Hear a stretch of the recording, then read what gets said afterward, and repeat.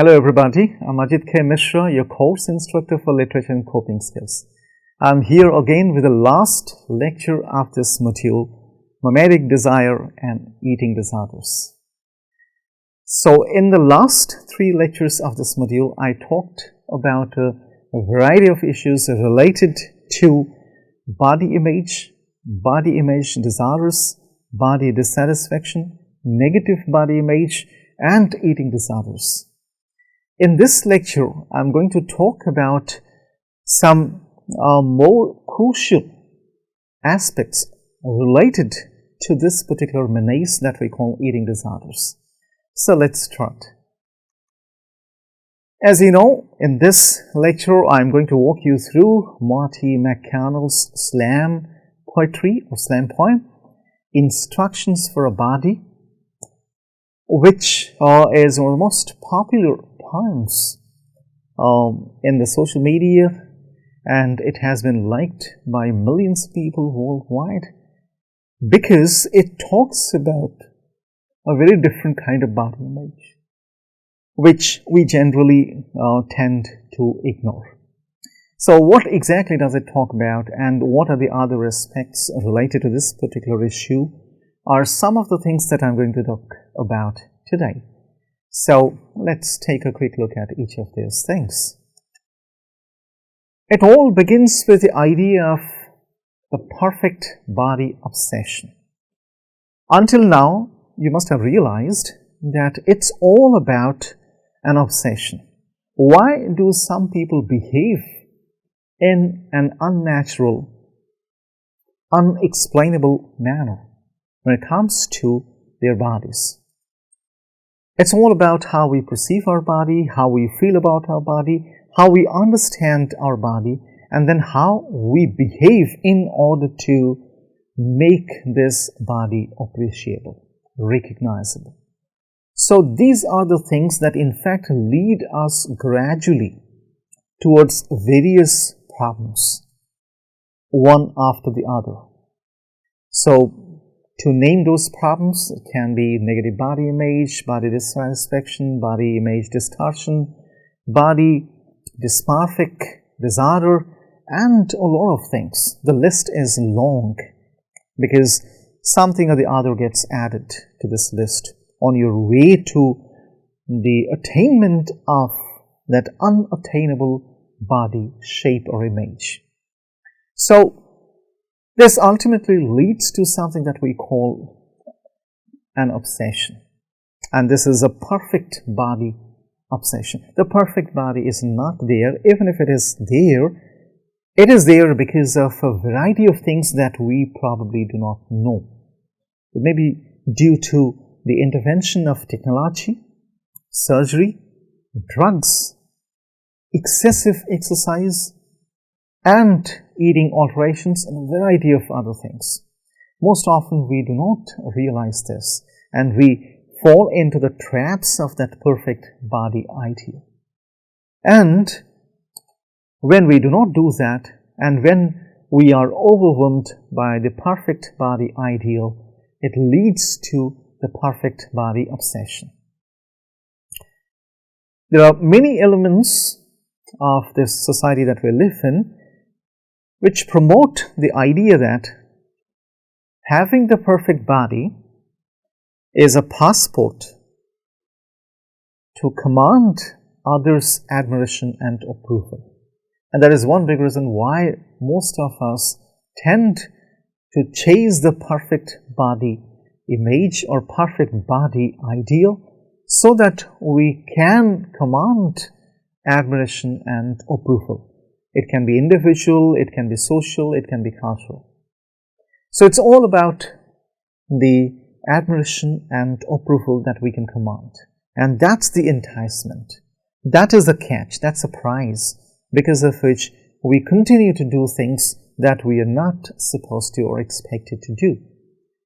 So when we look at how society portrays this perfect body, it does so by projecting it as the key to attracting a romantic partner, landing a dream job, and then having a good health, popularity, and self-confidence.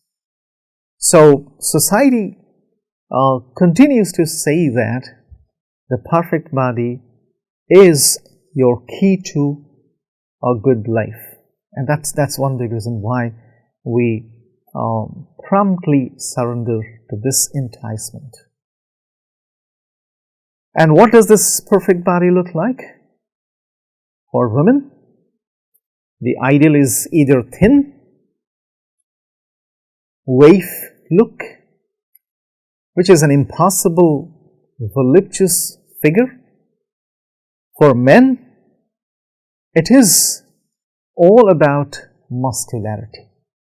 And whenever we find ourselves out of these two ideals, we tend to do things that gradually develop into an obsession, because we are obsessed with a certain type of thing, that is the perfect body, and we'll do anything to achieve that particular state. So that's all about the game, which we need to be aware of. We need to wake up to the realities of this game so that we can protect ourselves and people around us. So the perfect body obsession is in fact not a contemporary issue. It has been there for a long time. And the society tells us that your body is your passport to good life. That's one reason. And then there are two types of perfect body ideals: the hourglass body type for the females and the inverted pyramid body type for the males. So these two have been in vogue for a long time, and we try to chase these models. And then there is a perfect body trap. We fall into that. This trap is laid by societies we live in, by the media that we consume, and a variety of other things. The peer that we interact with, the family that we grow up in.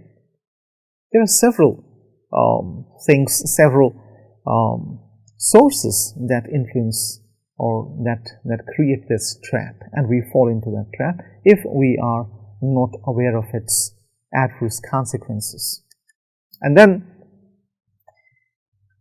most often we either tend to ignore or we do not know that what meets the eyes may not be true. So in our times, this particular phrase has been a catchphrase: photoshopping. Everything is photoshopped. Everything is morphed in a way so that it appears to be absolutely different. So photoshopped ideal body images actually fly everywhere. So when we want to catch any one of those ideal images, we are actually catching an artificially enhanced one, a photoshopped ideal body image. And that's not a real one, but we catch that and develop some kind of obsession for it. So that leads to the perfect body obsession, because we treat them as the real ones. And then you'll be surprised to know how many body editing apps are available for the gadgets, the devices that we use, including our smartphones. For example, Footable is one such body editing app that will help you edit your body before you can post it for social media consumption. You can edit your body in such a manner that it looks perfect. It matches the perfect body ideal. And that's one big reason why Footable is such a popular body editing app. There are hundreds of such body editing apps. Why are they there? What are they doing there? Simply because of the perfect body obsession. We want to do something to this body because we do not like how this body looks. So we can go to any extent to do this. And then we come to a behavior, a certain type of behavior that we generally do not think about, but this happens. It's very much there.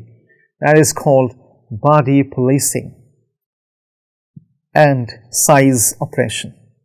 So body policing is a menace. In fact, most often we do not realize its impact on our psychological and physiological well-being. So, body policing, as I told you, is a menace.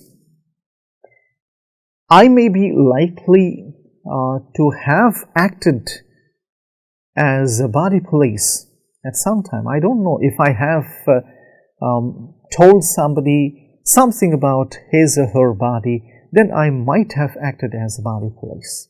I do not realize that then, but it happens. So body policing is generally done by people like us.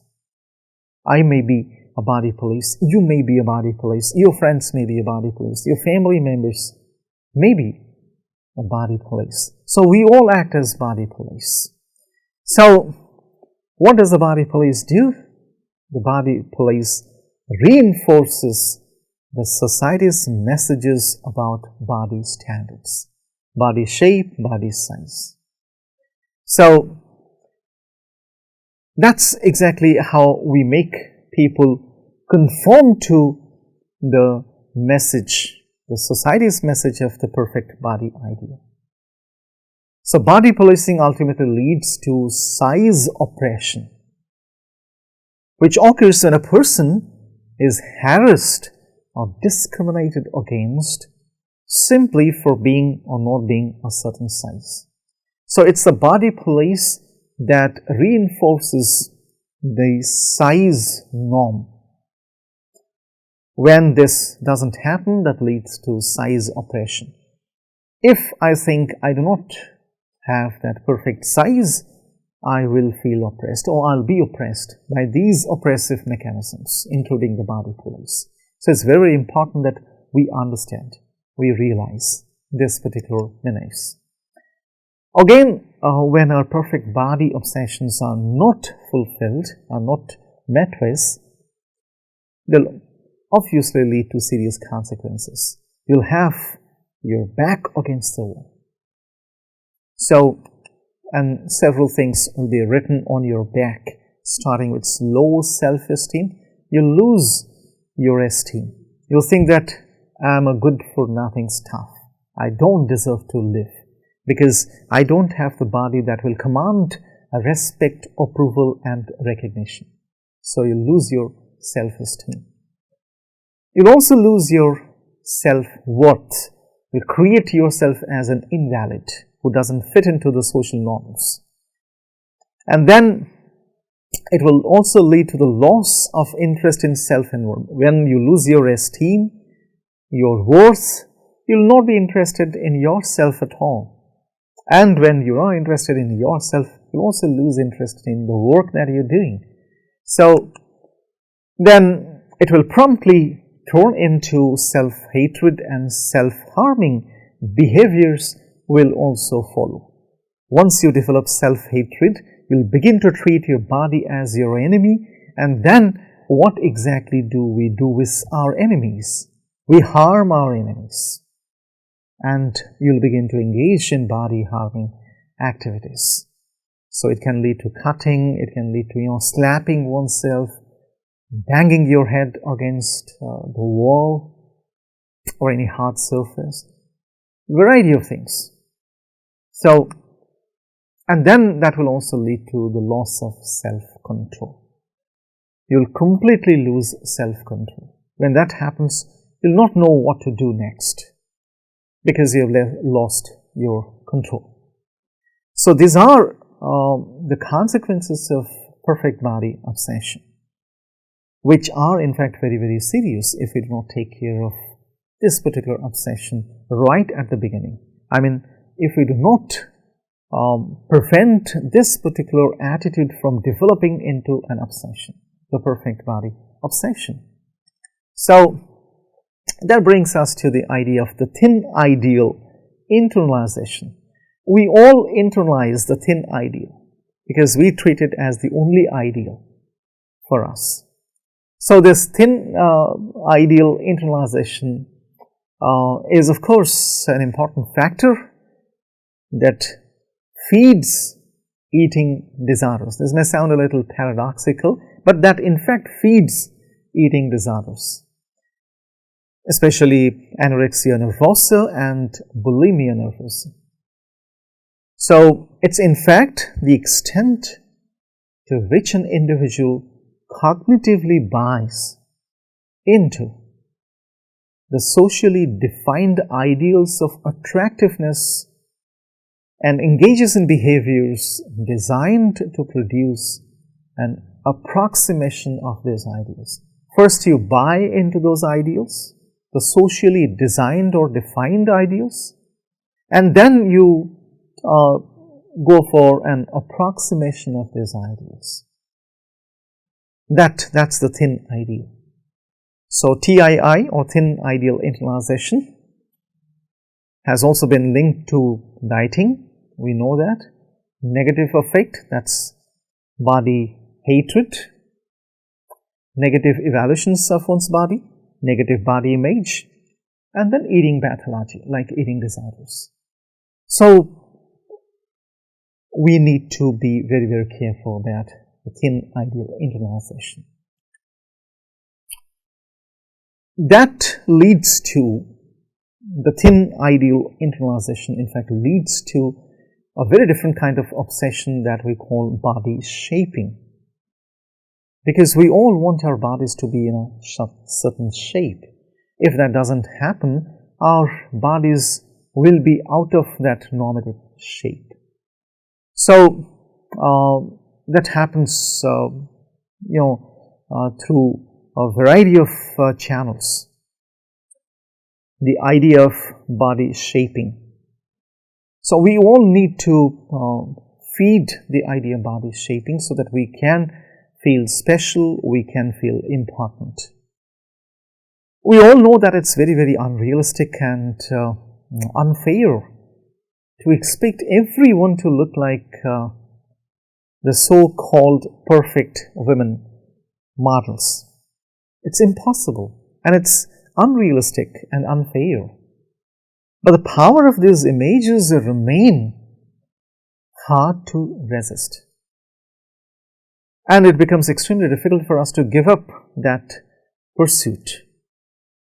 The pursuit of the mythical body size, even though this particular pursuit may end up being detrimental to our emotional and physical health, we continue with that pursuit, the mythical pursuit of the perfect body size.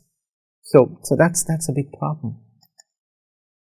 I'll cite a few examples to show you how body shaping activities have been a social, a physical, and a psychological menace for a long, long time.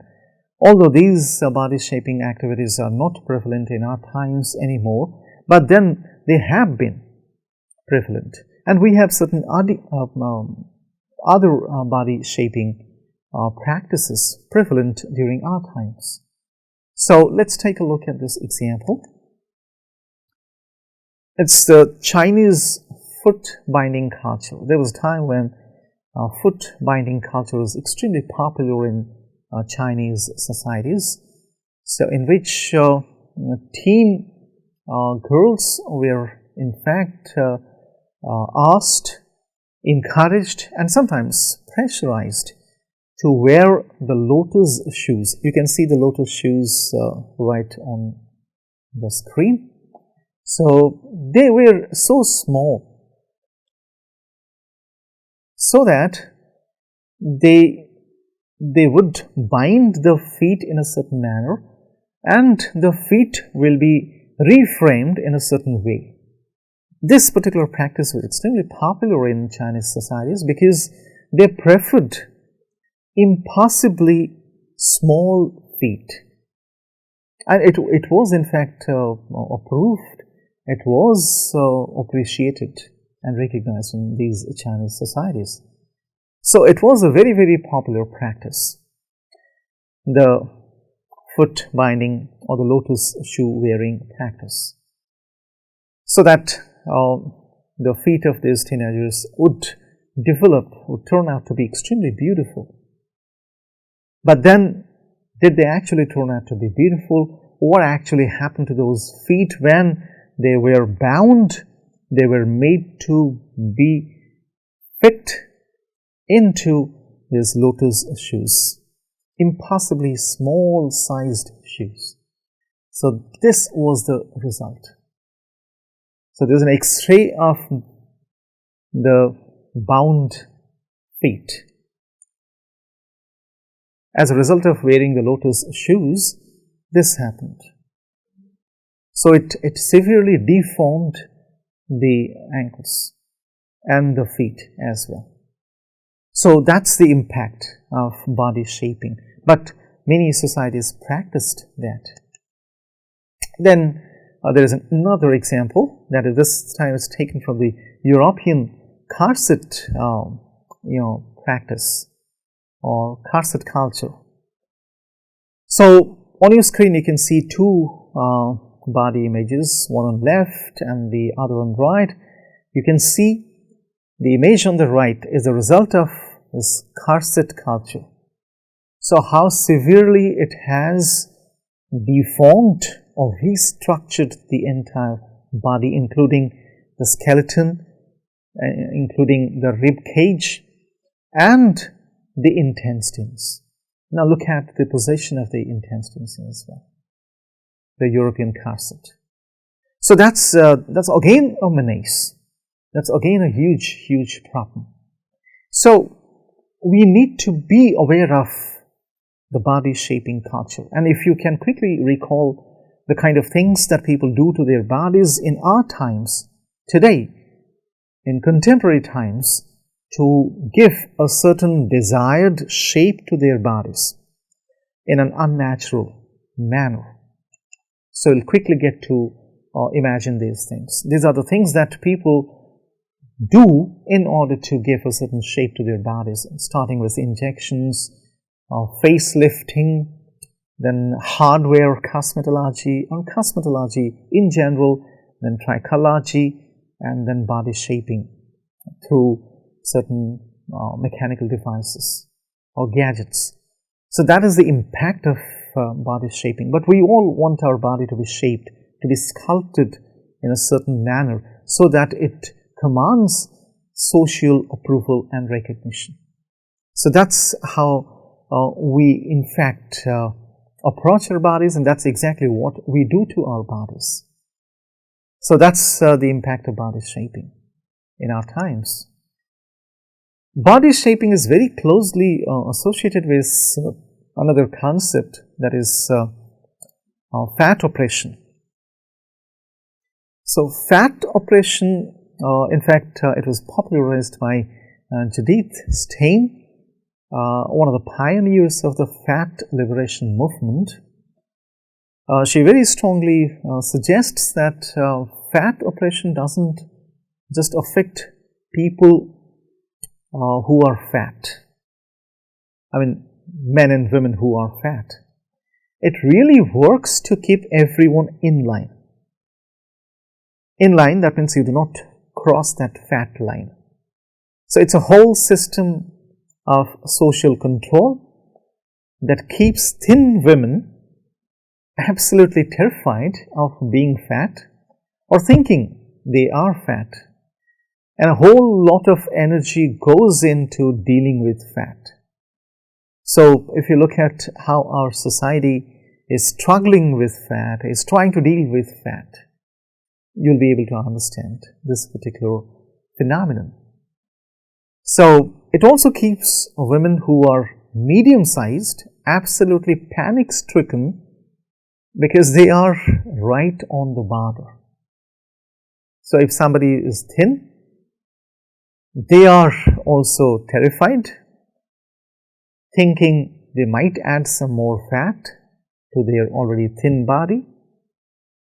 Those who are medium-sized are panic-stricken because they are right on the borderline. Those who are already fat added some fat to themselves. They bear the brunt of the social taunting, social ostracization. So fat oppression is everywhere, it's pervasive, because we all deal with fat.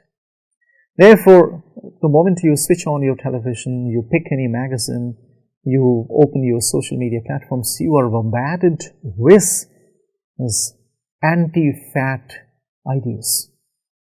Everywhere, anti-fat images and anti-fat ideas. So we all are struggling with the demon called fat.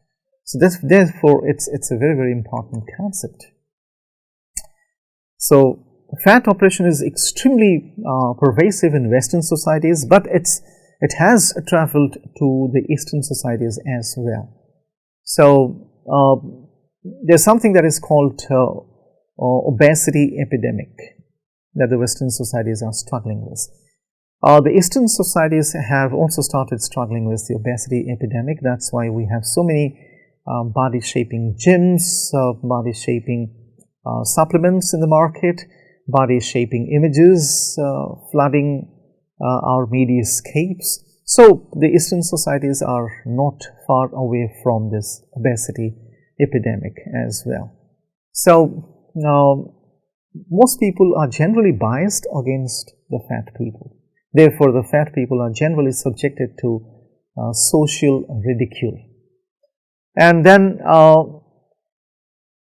we cannot disagree that fat people are not discriminated against. They are discriminated because they become the butt of laughter. They are ridiculed. They figure in humorous activities or comic activities. So therefore, the fear of the fat leads to a kind of phobia that is called fat phobia. We all experience the fat phobia. Some of us can be absolutely unmindful and will not mind having a little fat or adding a little fat to ourselves, but most of us experience this fat phobia. So that in fact results in body shame and guilt. That's a very serious problem, body shame and guilt, because body shaming occurs among both men and women of different shapes and body sizes. So if you have a certain body shape or size, since most of us cannot achieve that perfect body ideal, we generally fall short of it or way behind it, and we experience body shame and guilt. So then we begin to criticize our appearance through judgment or comparison. We become our worst enemies. And then this particular type of comparison and judgment often leads to shame, and then perpetuates the idea that people should be judged mainly for their physical features. And that's how your goodness, your inner strength, your inner goodness is not recognized. It becomes invisible to people because the physical features, the physical appearance becomes the most important object, the thing. So body shaming occurs on either side of the axis, the body image axis. It can occur with people who are too fat, or even with people who are too skinny. So it can happen to anybody. So when body shame and guilt happens, that leads to serious problems. And if we do not wake up to that particular thing, then we might end up becoming our worst enemies and treating our body as our biggest enemy. So with that in mind, I'll now walk you through Marty McConnell's instructions for the body. But before that, I must tell you that there are a few questions that we need to answer before we go there. We go to instructions for the body. What happens when the body shame and guilt take over us? We tend to ignore this body, reject this body. We dissociate ourselves from this body. We say, this body doesn't belong to me. I cannot have such an ugly body. So we reject this body. And then, does such behavior create a vicious cycle of body hatred? Yes. Once you engage in body hatred, body rejection, it will create a vicious cycle that will continue until and unless you decide to put an end to it. Now, on the flip side, if I learn to register my gratitude for the body that I have, instead of hating this body, rejecting this body, dissociating oneself from this body, if I develop a sense of gratitude for the body that I have, then what? So with these ideas in mind, I'll now take you to Marty McConnell's instructions for the body to show you how this particular body composition in fact acts as a set of coping skills. That's the reason why I find this particular poem extremely interesting, because this is not a poem about coping skills. This is a coping skills poem. So that makes it very, very interesting. So we start with a very important approach. It's all about how we approach the whole issue. If I treat my body as my enemy, I'll approach it as an enemy. If I treat my body as my friend, I'll approach it as my friend. And how do we approach our friends? We generally greet our friends. We generally praise, appreciate the things that our friends do for ourselves. So, we need to start with this praise. So, praise the miracle body. This is not only a body. This is a piece of miracle. When you gradually enter your body and develop some kind of affinity with each and every part of it, then you gradually discover that this is not only a piece of socially determined or culturally determined object, artifact. This is a miracle.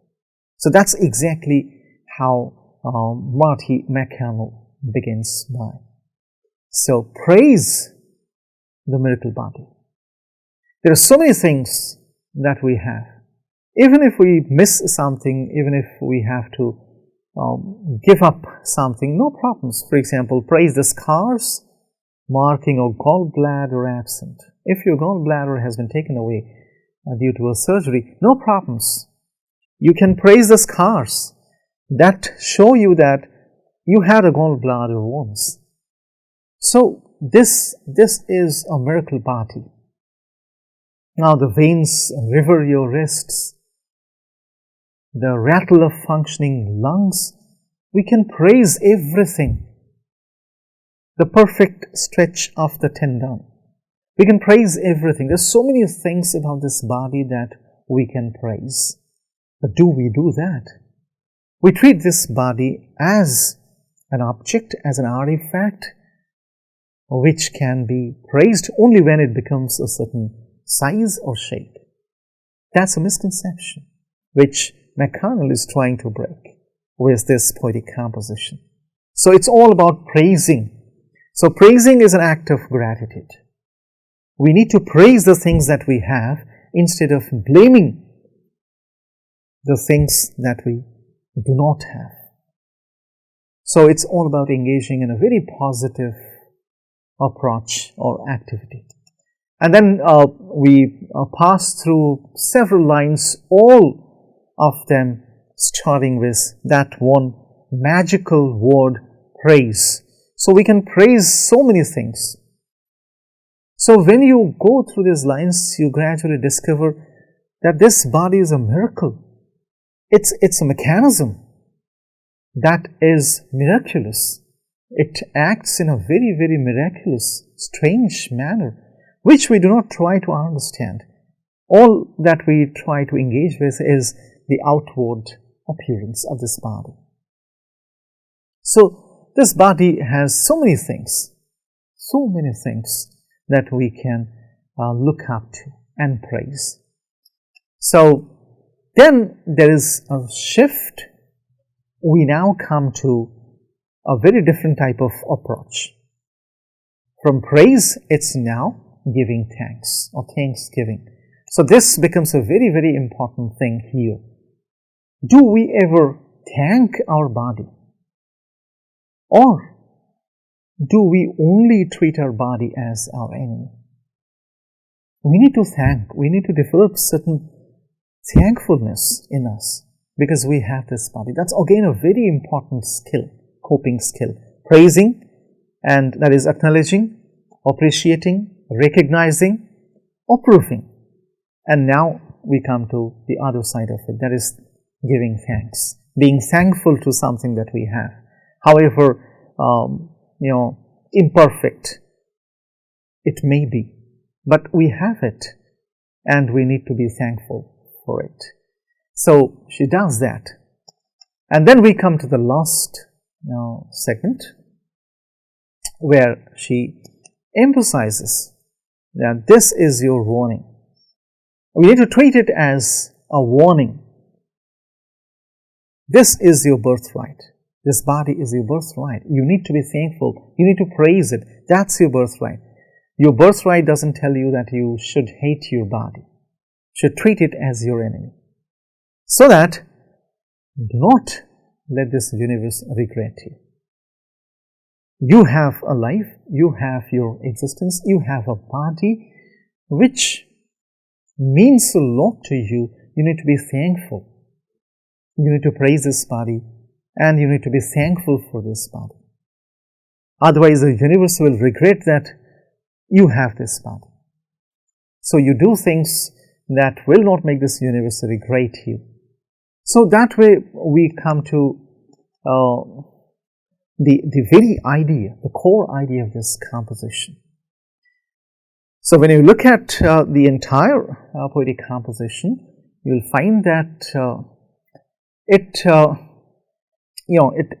projects a magnificent body with certain deformities, with certain defects, but overall it's a magnificent body which comes to us as a gift, and we need to accept it in the shape and the size that it arrives. So we need not bother about the things that we do not have, but we need to focus on the things that we already have. So what we can do is to express our gratitude and celebrate this body, embrace this body, empower this body with our positive approaches towards it. So when you look at how each body part is carefully brought out, pictured, painted in this entire poetic composition, you'll understand that this body is in fact very, very important. This body is not only about the outward appearance. It's much more than just that. So that is how we come to it. So when you look at the title of this composition, you'll find that instructions for the body. So McConnell is not trying to issue a set of instructions for your body. She is in fact issuing a set of conditions that will make you wake up to the beauty of your body. And the instructions that we generally give to our bodies can be overcome when we wake up to the beauty of this body. So she is trying to be critical of the instructions, the prescriptions, the directives that are generally given to the body. For example, following a strict diet regime, going for excessive exercising, and doing a variety of things to keep this body in shape and size so that we can match the perfect body ideal. She is not issuing any instructions. Those are the instructions that are generally given to our bodies by either us or through those pressure sources. She is not giving any instructions to your body, to any body in fact. So these are in fact the ideas that are given to our bodies. So when it comes to coping skills and strategies, we can start with this interesting quote by William Ward. God gave you a gift of 86,400 seconds today. Every day we get that. Have you used one to say thank you? So that's not the idea.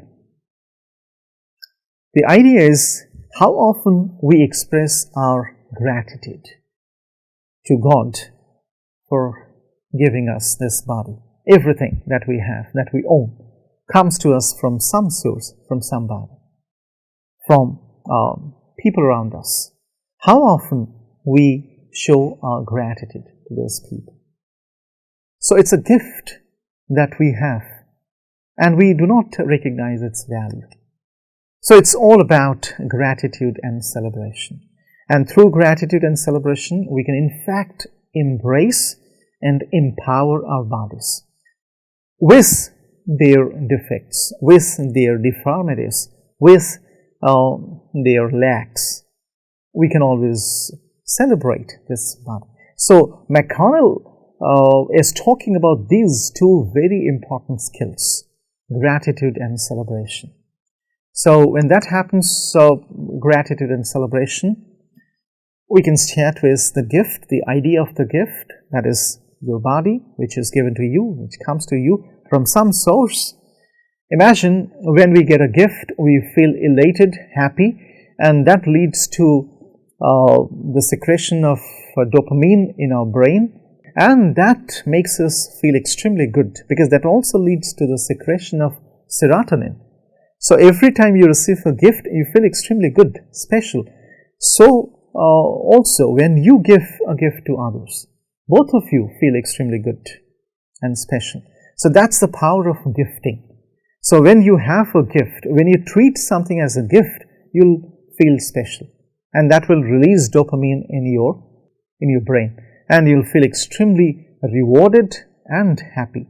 So that's the power of gift. So the moment we begin to treat this body as a gift that comes to us from somebody, it may be the Almighty or maybe our parents, then we'll experience that happiness, that contentment. So that's the power of gift. And then if I can quote psychologists Shai Davidai and Thomas Gilovich, in one of their papers, they have talked about these issues. They generally say that we tend to focus more on the obstacles and difficulties of life. For example, I do not have the perfect body. That's an obstacle or a difficulty for me, because such feelings generally demand some action. Therefore, we focus on them, and we have to fight to overcome them, to get back the normal flow of life. And that's the reason why most often we think about the difficulties and obstacles, and we emphasize the difficulties and obstacles in lives. But that's not the case. On the flip side, we generally forget to attend to the better things in life, because most often we become so action oriented, and these difficulties demand some action, and we recognize them, and we tend to forget the good things that or the better things that we have in life, because they are already there, and we don't have to do anything to make them stay with us. And that's exactly where the problem lies. So practicing gratitude, according to Gilovich, is the best way to remind ourselves of the things that give us the courage to move on in life. Therefore, we need to shift the perspective from focusing too much on the obstacles, the problems, the difficulties that we have in life, to the things, the better things that we have in life. So in this case, McConnell is trying to do that. We have such a miraculous thing, such a beautiful, wonderful thing. And we need to focus on that, and we need to be thankful for it. We need to praise the thing that we have. So that's the power of gratitude. And once we show gratitude, we can develop resilience, and that will lead to the celebration of life. So that's exactly what McConnell's instructions for the body talks about. So that brings us to the end of this lecture. And coincidentally, this is the last lecture of this course, not only of this module, but of this course. And I hope you have liked the things, you have found the things that I talked about in this lecture useful, informative, and with this you can now work on these ideas, starting with the first coping skills idea to this one, so that you can gather a set of coping skills with the help of which you can help yourselves overcome various challenges in life. You can also help others around you overcome those challenges. So thank you very much for joining me.